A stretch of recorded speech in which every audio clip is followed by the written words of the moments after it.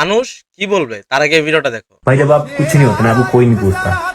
ये बिल्कुल रियलिटी है भाई। जब आप स्टार्ट करते हो, जैसे मैंने जब स्टार्ट किया था, तो भाई लोग तो हंसते ही थे, सब मजाक उड़ा रहे थे भाई, कि क्या कर रहा है ये, क्या वीडियोस बनाता रहता है। 1,000 सब्सक्राइबर हो गए भाई एक साल में, तब भी लोगों को कोई फर्क नहीं पड़ता भाई। आपको कोई नहीं पूछेगा भाई। स्टार्टिंग में मेरे को कोई नहीं पूछता था, लिटरली मेरे गली मोहल्ले वाले कोई भी नहीं पूछता था भाई।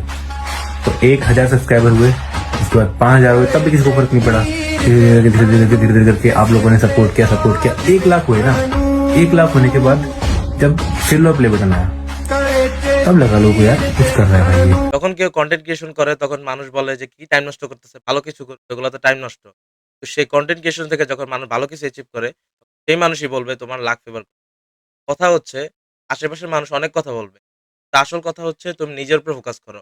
যেটা করতেছো, যদি তুমি কনটেন্ট ক্রিয়েশন করে থাকো, কনটেন্ট ক্রিয়েশন এ ফোকাস করো।